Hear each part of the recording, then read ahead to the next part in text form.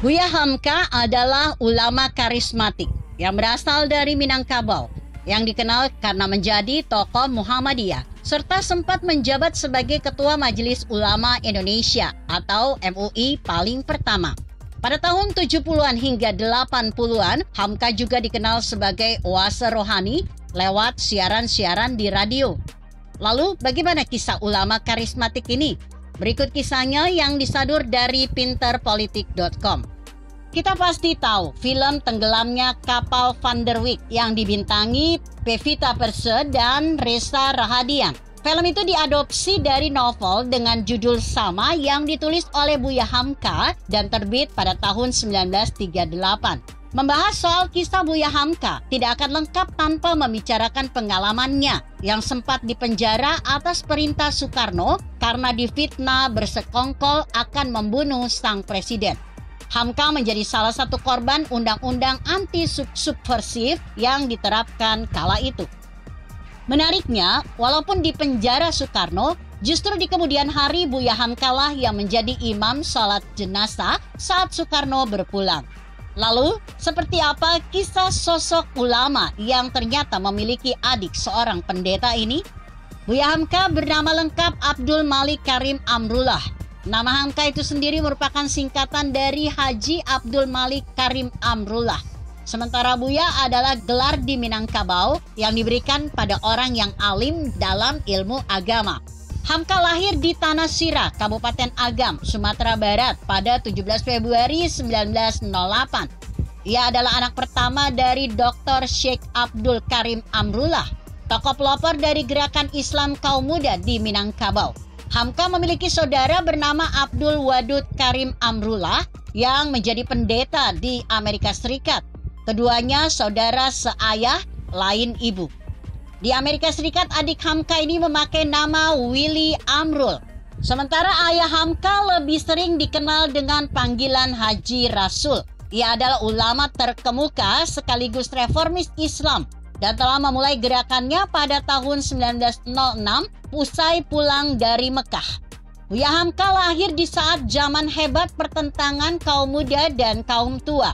Kaum tua adalah golongan Islam tradisionalis yang percaya bahwa agama tidak bisa dipisahkan dari pengaruh adat istiadat, sehingga masih meyakini kepercayaan kepada nenek moyang dan lain sebagainya. Sementara kaum muda adalah sebutan untuk para reformis Islam yang ingin membersihkan kawasan Minangkabau dari belenggu adat. Gerakan yang dibawa oleh kaum muda ini dianggap menjadi salah satu penyebab munculnya banyak tokoh intelektual di wilayah Minang. Oleh karena lahir di era pergerakan itu, Hamka sudah terbiasa mendengar perdebatan sengit antara kaum muda dan kaum tua tentang paham agama. Saat Buya Hamka berusia 10 tahun, ayahnya mendirikan pondok pesantren Sumatera Tawalib di Padang Panjang. Di akhir tahun 1924, tepat di usia 16 tahun, Hamka merantau ke Yogyakarta dan mulai belajar pergerakan Islam modern kepada sejumlah tokoh seperti Hos Cokro Aminoto, Ki Bagus Hadikusumo, R.M. Suryo Pranoto, dan Haji Fahrudin. Dari sana, ia mulai mengenal perbandingan antara pergerakan politik Islam, yakni Sarekat Islam dan Muhammadiyah. Setelah 1 tahun berada di Jawa, ia kembali ke Padang Panjang pada Juli 1925. Lalu pada tahun 1927, Buya Hamka memutuskan untuk pergi ke Mekah. Selama di Mekah, Buya Hamka belajar bahasa Arab. Di sana ia juga bertemu dengan Agus Salim, intelektual dan jurnalis yang sama-sama berasal dari Minang. Agus Salim menyarankannya untuk lebih baik kembali ke Indonesia dan mengembangkan karirnya di sana. Akhirnya Hamka memutuskan untuk kembali ke Indonesia setelah 7 bulan berada di Mekah. Namun Hamka tidak kembali ke Padang Panjang, melainkan ke Medan. Hamka bekerja sebagai penulis di harian Pelita Andalas yang awalnya merupakan surat kabar Tionghoa Melayu. Ini menandai kiprah Hamka sebagai jurnalis dan penulis. Buya Hamka kemudian menikah dengan Siti Raham pada 5 April 1929. Kala itu Hamka berusia 21 tahun, sementara istrinya berusia 15 tahun. Dari hasil pernikahan itu, sebagaimana dicatat oleh Irfan Hamka dalam Ayah, Kisah Buya Hamka, Hamka dan Siti Raham diberkahi 10 orang anak. Setelah menikah, Hamka lebih aktif dalam kepengurusan Muhammadiyah. Karena kegigihannya di Muhammadiyah, ia kemudian diangkat menjadi Ketua Muhammadiyah Cabang Padang Panjang. Hamka memang banyak menulis roman dan novel. Beberapa di antaranya adalah Si Sabaria yang ditulis dalam bahasa Minangkabau. Lalu ada Laila Majnun, hingga salah satu yang paling terkenal berjudul Di Bawah Lindungan Ka'bah.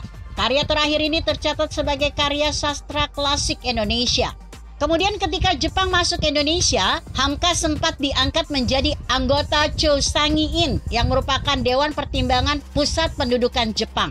Ia menerima pengangkatan itu karena percaya dengan janji Jepang yang akan memberikan kemerdekaan bagi Indonesia. Namun sikap kompromistis dan kedudukannya dalam pemerintahan pendudukan menyebabkan Hamka terkucil, dibenci dan dipandang sinis oleh masyarakat. Saat Perang Revolusi Kemerdekaan Indonesia, Hamka ikut mendirikan barisan pengawal nagari dan kota yang ikut bergerilya melawan Belanda. Pada tahun 1949, Hamka pindah bersama keluarganya ke Jakarta. Dia diangkat menjadi pengawal Kementerian Agama yang kala itu dipimpin oleh Kiai Haji Wahid Hasyim. Hamka juga menjadi pengajar di beberapa universitas dan giat memberikan ceramah. Hamka kemudian terjun ke dunia politik dan bergabung dengan Partai Masyumi. Pada pemilu 1955, Hamka terpilih sebagai anggota konstituante. Hamka, seperti sikap Partai Masyumi, menolak gagasan demokrasi terpimpin yang dikemukakan oleh Soekarno. Kiprah Hamka di Partai Masyumi memang membuatnya dimusuhi oleh PKI. Organisasi sayap PKI, Lekra, bahkan menuduh Hamka sebagai seorang plagiator. Pada tahun 1964, setelah Masyumi dibubarkan karena keterlibatan anggotanya dalam pemberontakan PRRI, Hamka pun ikut dipenjara. Ia bahkan dituduh bersekongkol dengan Malaysia untuk menggulingkan pemerintah Indonesia dan membunuh Presiden Soekarno. Belakangan diketahui bahwa ia difitnah oleh anggota Masyumi sendiri. Hamka baru dibebaskan pada awal tahun 1966. Pasca bebas, Hamka menjalani aktivitas sebagai ulama dan pendakwah. Barulah di tahun 1975, ketika Majelis Ulama Indonesia didirikan, Hamka terpilih secara aklamasi sebagai ketua organisasi tersebut. Hamka meninggal dunia pada tahun 1981. Ia ditetapkan sebagai pahlawan nasional pada tahun 2011. Warisan Hamka adalah karya-karya kesusastraan yang ia tuliskan serta kebesarannya sebagai ulama Indonesia dengan prinsip-prinsip yang dipegang secara teguh. Kisah Hamka juga menjadi gambaran aksi-aksi penolakan terhadap gagasan Nasakom yang dibawa oleh Soekarno. Sementara di Muhammadiyah sendiri, nama Buya Hamka diabadikan sebagai salah satu universitas milik Muhammadiyah, yakni Universitas Muhammadiyah Profesor Dr. Hamka atau UHAMKA. Begitu kira-kira. Bagaimana menurut Anda? Jika Anda berpendapat lain, tuliskan komentar Anda di bawah ini. Saya Emma, Karisma 90.